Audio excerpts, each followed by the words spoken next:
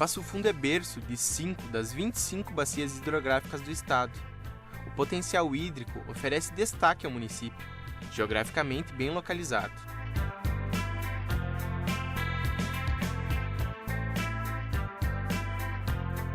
Estamos no distrito de Povinho Velho. Nesta região estão localizadas as nascentes, que fazem parte das bacias hidrográficas do Rio Uruguai e do Rio Jacuí. Aqui nasce o Rio Passo Fundo.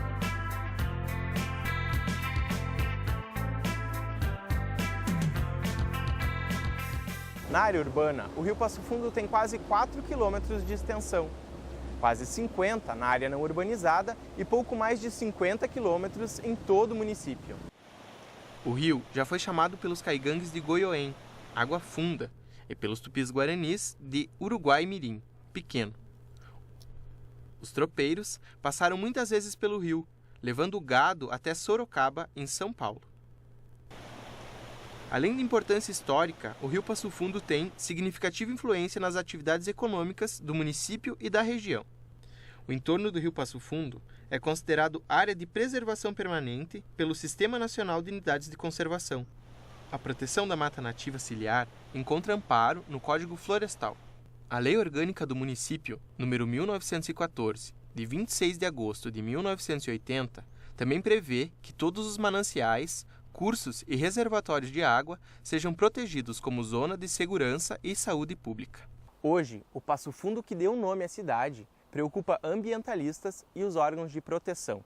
Estamos a menos de 10 metros do Rio Passo Fundo. O rio passa aqui atrás de mim e aqui ao lado podemos ver restos de uma construção.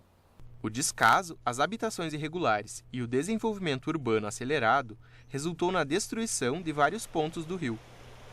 No final de 2007, um decreto público transformou o Rio Passo Fundo em patrimônio ambiental, histórico, cultural e paisagístico da cidade e é considerado área de preservação permanente pelo Sistema Nacional de Unidades de Conservação. O banhado da Vergueiro abriga uma das nascentes do Rio Passo Fundo. É importante para o abastecimento do rio e para o controle do clima. Uma denúncia feita pelo Grupo Ecológico Sentinela dos Pampas alertou para o assoreamento da nascente que fica no local. Esse problema apareceu com o uso indevido de máquinas de terraplenagem. A nascente foi prejudicada com os resíduos das obras.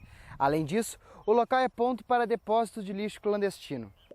Para garantir a preservação e trabalhar a conscientização ambiental, em 2008 foi aprovada uma lei para a criação da Praça do Banhado da Vergueiro, mas o projeto ainda não saiu do papel. Próximo à RS 324 está o primeiro Parque Natural Municipal de Passo Fundo. O potencial hídrico, a variedade de espécies da flora e da fauna garantiram através de uma lei municipal este local como área de preservação. São aproximadamente 29 hectares. As nascentes que banham o parque abastecem o rio Pinheiro Torto, por isso o nome Parque Natural Municipal Pinheiro Torto.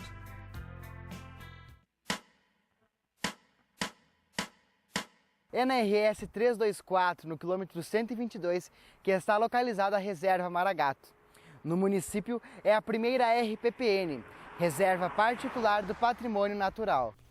É uma unidade de conservação criada pela vontade do próprio dono da terra, que assume compromisso com a conservação da natureza. Eu sabia, que era importante, que era legal, que tinha que fazer, que devia de fazer esse trabalho.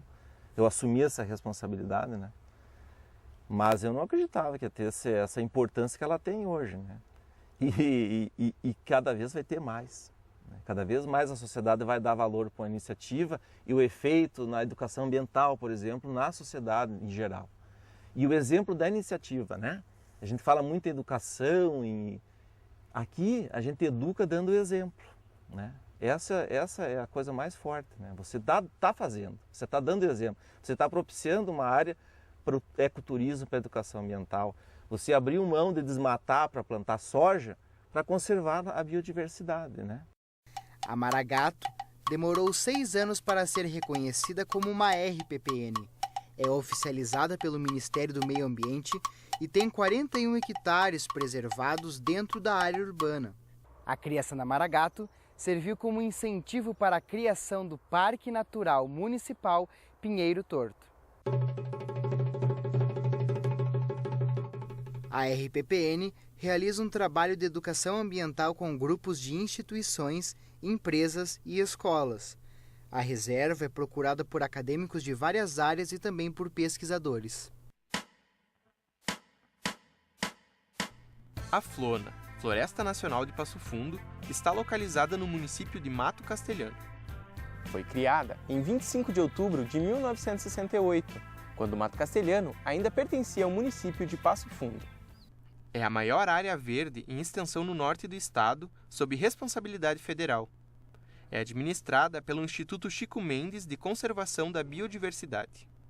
A Floresta Nacional de Passo Fundo tem grande importância para a preservação de nascentes d'água e dos rios que abastecem o reservatório da barragem Capingui.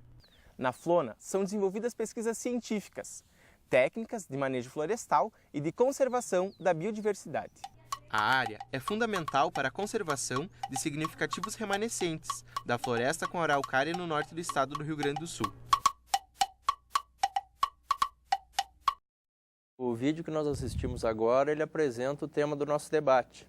Eu agradeço a presença do professor Claude Guellner, do curso de Engenharia Ambiental da UPF, o professor Marcos Gerhard, do curso de História aqui da UPF. Tá? E este é o Momento Patrimônio, o programa Momento Patrimônio, que trata hoje do patrimônio natural. Tá? Nós vimos algum vídeo aí tratando das nascentes dos rios na nossa região, e nós temos aí como desafio explicar um pouco do que é esse patrimônio natural. Acho que essa é uma boa questão de abertura para nós. Claude, como é que a gente poderia começar explicando o que é patrimônio natural? Na verdade, eu preferiria fazer uma consideração buscando definir um pouco a abrangência do termo patrimônio natural, porque se nós formos nos reportar a nossa Constituição de 88, que foi a primeira que procurou juridicamente definir e elencar todo o ambiente natural, o meio físico, assim como o meio histórico, cultural, arqueológico, como um bem público, portanto, sendo um bem público, seria um bem que pertence a todos, e que merece a tutela do Estado ou de um ente federado. E por ser um bem público, ele tem, digamos, uma preponderância sobre qualquer bem privado, ou seja, o interesse coletivo prepondera em qualquer circunstância sobre o interesse privado. Isso é muito importante do ponto de vista de percepção e tomada de consciência, que nós entendamos e percebemos que os recursos hídricos, as unidades de conservação, as nossas praças, os nossos monumentos históricos, são todos bens de todo mundo e, portanto, nós temos tanto o direito como a responsabilidade de preservá-los para que se perpetuem através dos tempos e que as gerações futuras também tenham acesso a esse recurso. E aí, então, nós temos que não é só o meio físico natural, a água, o solo, os vegetais, os animais, mas também as nossas praças, que são tão mal conservadas no município. Verdade. Passo Fundo é uma cidade que carece de parques. Tu vai a Curitiba, ele tem praças, mas ele não tem um parque exatamente, dentro da área urbana. Parques, essas nossas poucas praças que são também patrimônio natural, é patrimônio de todos, são mal conservadas. E aí, por exemplo, a gente está desenvolvendo um projeto hoje, para finalizar a minha primeira manifestação, chamado Rua Sem Lixo, justamente procurando mudar a consciência, as atitudes das pessoas, no sentido de preservar as nossas ruas, que fazem parte do patrimônio, da sujeira, E no fim de semana, tu observa, nas nossas praças já mal conservadas, o pessoal indo tomar um chimarrão, indo se encontrar e após deixando todo o lixo, Então, essa necessidade de entendimento do que é o patrimônio natural, o patrimônio ambiental, e da importância e o dever que nós devemos dar e assumir perante a conservação e a manutenção desse patrimônio, Como a nossa Constituição diz no artigo 174, é dever de todos, do público e do privado, preservar esse patrimônio natural, esse patrimônio ambiental. Marcos, considerações sobre esse primeiro... Adriano, eu respondo enquanto um historiador dedicado ao que se chama hoje história ambiental, que é um esforço dos historiadores para incluir temas como meio ambiente, natureza, relações humanas com a natureza na escrita da história, na pesquisa e na escrita da história. Então, para mim, como historiador, patrimônio natural é um conceito muito semelhante ao conceito de patrimônio que já vem sendo debatido nos programas. Ou seja, em primeiro lugar, uma herança, algo que nós herdamos das pessoas que nos antecederam, e é também um esforço que se faz hoje para conservar aquilo que temos de único e de insubstituível. Ou seja, me parece que a ideia de patrimônio está ligada a essa impossibilidade de substituir aquilo que herdamos, portanto, temos que cuidar, temos que conservar. Nesse caso, nós temos aí alguns remanescentes de floresta, nós temos banhados, rios e outros ambientes ditos naturais que são, obviamente, sobras, remanescentes de um ambiente que foi muito mais completo, muito mais rico em tempos passados. Quero talvez depois dialogar um pouco mais sobre essa diferença entre natural e ambiental. Claro, eu estou pensando aqui, quando tu diz que existe hoje uma corrente da história ambiental, né, gente que se dedica a isso e que durante muito tempo isso foi negligenciado. Eu estou pensando aqui que também porque isso se deve ao fato de que durante muito tempo se pensou a ideia de trabalho humano, com uma capacidade de transformar a natureza para uso do ser humano, né? E aí a gente já tem uma oposição fundamental entre ser humano e natureza, a gente tem uma oposição, né? Outra coisa que ambos tocaram, né? Eu acho que a gente não pode escapar, uma vez que a gente fala de patrimônio, a gente também está falando obrigatoriamente da conservação, ou no mínimo da administração desse patrimônio, né? O Marcos comentou que, na verdade, o que a gente tem hoje são remanescentes de florestas, né? Parte dessa natureza já foi transformada para o nosso uso, né? E por onde a gente pode começar, ou por onde a gente pode projetar formas de conservar ou melhor administrar esse patrimônio? Na verdade, eu acredito que nós temos que desenvolver um processo de conscientização, de educação, mobilização social, no sentido de que as pessoas entendam, primeiro, o que é isto e que consigam ver com clareza de que maneira elas podem se relacionar com isso que nós chamamos de nosso patrimônio. Então, um primeiro aspecto é esse sentimento de pertencimento, algo que me pertence e que, ao mesmo tempo, eu tenho a responsabilidade e o dever de preservá-lo para que ele também possa se constituir numa herança para as gerações vindouras, né? O ambiente natural, ele está incluído num conceito mais amplo do que seja o meio ambiente em si, que é considerado um direito fundamental de todo cidadão brasileiro, né? É algo que está na mesma categoria do direito à vida, do direito a uma vida digna, à educação, segurança, moradia e assim por diante. Isso que o professor Marcos falou do nosso patrimônio natural, né, fazendo um link com a história, isso é muito importante, né, para que a população desenvolva essa consciência, porque todos esses recursos naturais que nós temos, e estamos aqui discutindo como patrimônio nosso aqui da cidade de Passo Fundo, nos remete a todo um processo de contextualização, de relação do nosso povo com esse ambiente físico, e nos serve também para entender a própria dinâmica da cidade de hoje, né? Afinal de contas, por exemplo, o Rio Passo Fundo, que é um patrimônio histórico, natural, social de Passo Fundo, desde 2007, um rio que, como nós vimos, né, no início do programa, servia de passagem para os tropeiros, né? E até hoje, se tu observar a dinâmica da cidade, né, a grande afluência de pessoas da região, mesmo fora do estado, para Passo Fundo, isso dificulta muito o desenvolvimento desse sentimento de pertencimento. Parece que é uma cidade que não é de ninguém, né? É um ponto de passagem. É um ponto de passagem, né? E essa é uma dificuldade que se tem no lidar em várias questões que são importantes para Passo Fundo. desde a questão da preservação do seu patrimônio histórico, cultural, seu patrimônio natural, como também as questões, como essa que eu falava na primeira manifestação do projeto Rua Sem Lixo, né? Por que as pessoas jogam lixo na rua e não na lixeira, né? Porque parece que não existe esse vínculo mais íntimo, né? De realmente se considerar, essa é a cidade que eu vivo, essa é a minha cidade e eu tenho que cuidar do lugar que eu vivo, né?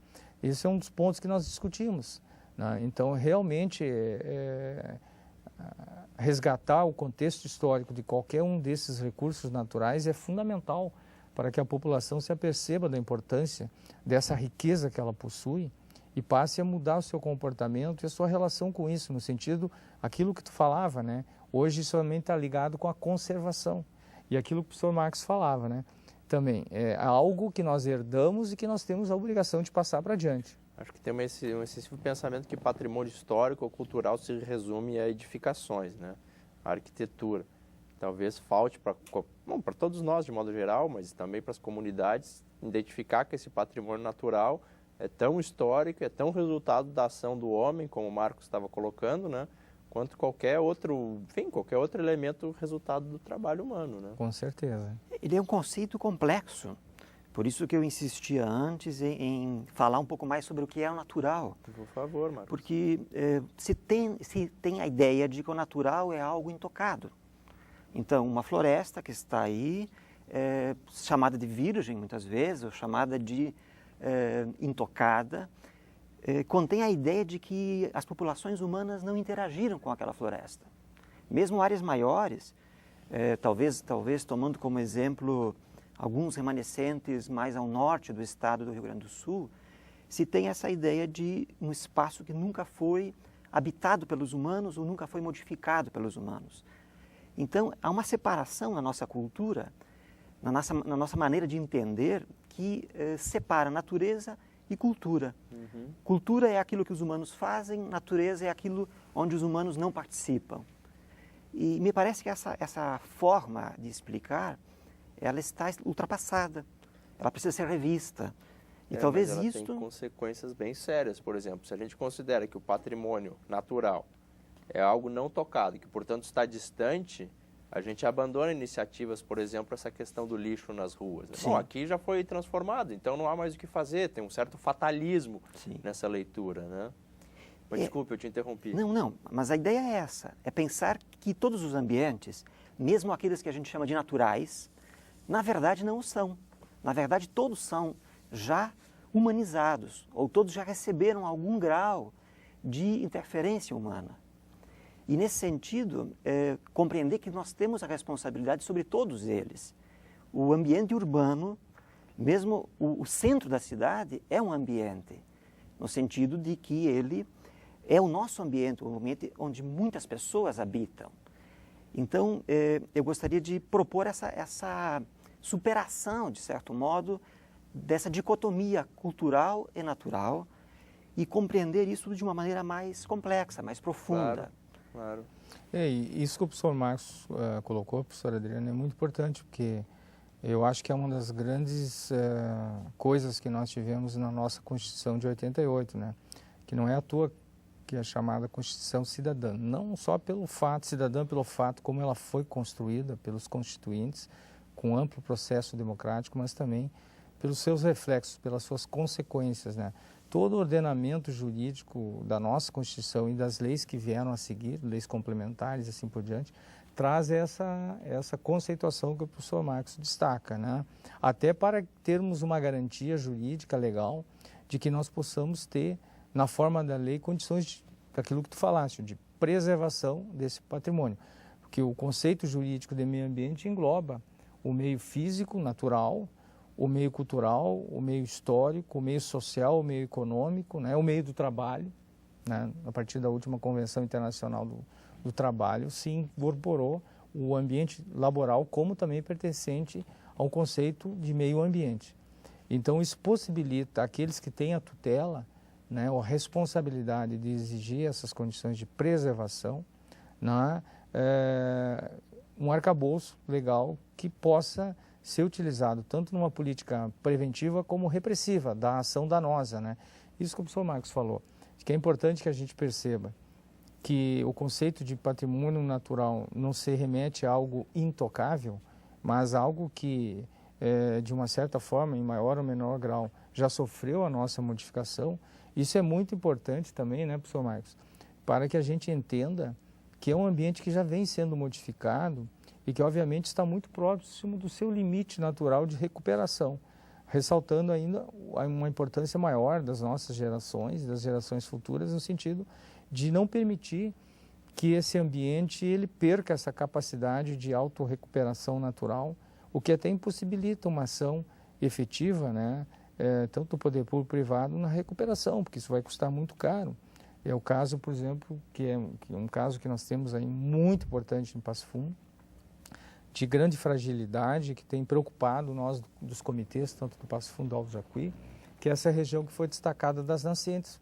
É uma região de grande vulnerabilidade e não é só um patrimônio natural de Passo Fundo, é do Estado, porque ela é a formadora de 5 bacias hidrográficas que são responsáveis pela água de 294 municípios dos 497 do Estado. Então, olha só a responsabilidade de Passo Fundo no sentido de preservação dessa região. E nos preocupa que existem projetos de expansão urbana, comercial, industrial, para uma área que não suportaria esse tipo de atividade, né? E a gente diz lá na gestão dos recursos hídricos que a maneira mais fácil e efetiva de acabar com o rio é destruir as suas nascentes, né? Entende? E aí a nossa preocupação.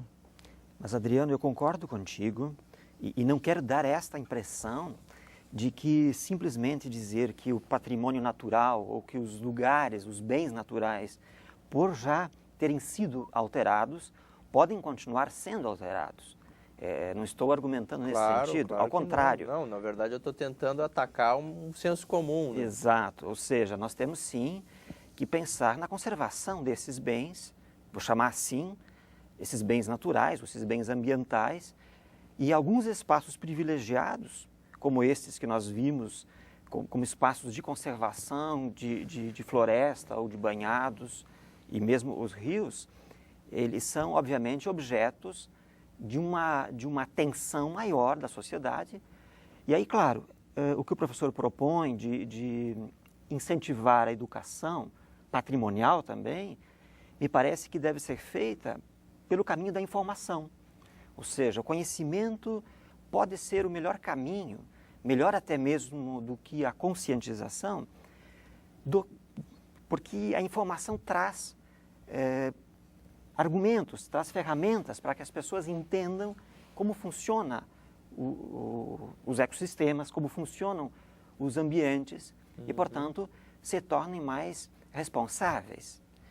E talvez ampliando ainda mais esse conceito de patrimônio natural ou patrimônio ambiental, lembrar também que há uma herança genética que também faz parte desse patrimônio. Ou seja, vou dar um exemplo simples do que representa hoje a perda de patrimônio genético, considerado ele também um patrimônio natural. Das 35 raças de bovinos que eram criados na Europa no início do século XX, hoje só existem 5. 5? Exato. De 35? De 35. Segundo dados da FAO, de cerca de 90% da alimentação humana, ou seja, do fornecimento de calorias para a alimentação humana, provém de apenas 30 espécies diferentes.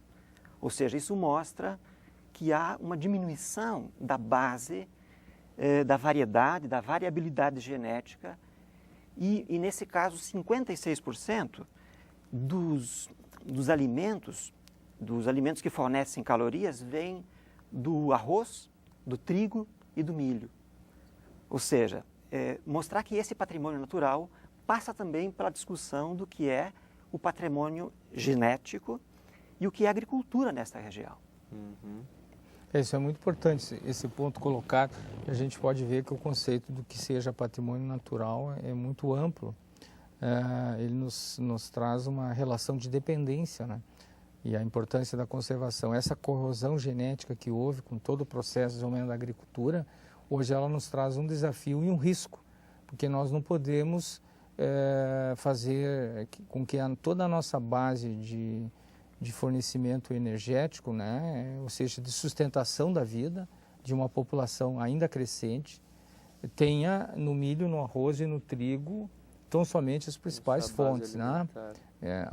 Com todo o desenvolvimento tecnológico, da biotecnologia, nós temos possibilidades de criarmos novas variantes, mas tudo isso dentro de um nível muito limitado. Claro. Quer dizer, a maior fonte ainda de variação genética é a natureza. Então, na medida em que nós preservarmos esse patrimônio natural, nós também estamos preservando as condições da nossa sobrevivência, né? Porque, afinal de contas, nós não somos um ser à margem do ambiente, nós estamos inseridos nesse ambiente. Perfeito. Nós somos parte desse patrimônio. Na hora que nós entendemos que, como parte desse patrimônio, nós dependemos da sua conservação, a nossa sobrevivência está diretamente relacionada à conservação, nós vamos começar, a partir dessa base de informação, que nos dá a capacidade de entender, porque consciência, por desenvolver consciência, como o professor falou, sem conhecimento, sem entendimento da coisa, é algo estéril. Ninguém desenvolve consciência de algo que não percebe, que não conhece, que não entende, né? Perfeito. E muito menos mudar comportamento a partir daí, né? Bom, colegas, eu vou pedir para vocês fazerem observações finais, né, que o nosso tempo já está se esgotando. Claude, mais alguma última consideração? Eu acho que é fundamental essa discussão promovida pelo Momento Patrimônio, né, que procura atacar todas as nuances desse tema aí, no sentido de que isso leve informação para a nossa população. Afinal de contas, a gente está hoje recebendo um conjunto muito grande de informações a todo momento, né, através da mídia, e muitas vezes a gente se perde, né, na filtragem daquilo que é realmente importante. E esse aspecto do patrimônio, né, da sua preservação, da nossa inserção, né, como componentes disso, né, tão vital para a nossa sobrevivência, eu acho que é algo fundamental e que deva ser trabalhado com mais frequência e com mais profundidade também. Marcos. Eu quero dizer que se estamos num esforço de entender o significado de uma reserva em Passo Fundo, de entender o significado da Floresta Nacional em Passo Fundo, nós estamos no caminho correto. Ou seja, são espaços de educação ambiental, de educação patrimonial, são temas que interessam a sociedade e são também reservas de um patrimônio florestal, ambiental, genético, que nós temos o compromisso de proteger. Portanto, nesse caso, o caminho, me parece, é exatamente este que o programa propõe do diálogo, especialmente quando é um diálogo interdisciplinar, e aí o meu agradecimento por participar aqui do debate. Eu é que agradeço a participação de ambos, acho que esclarecemos, meus colegas esclareceram bastante sobre essa questão, né? E terminamos hoje o programa Momento Patrimônio, convidamos todos a assistir o próximo programa, então. Muito obrigado.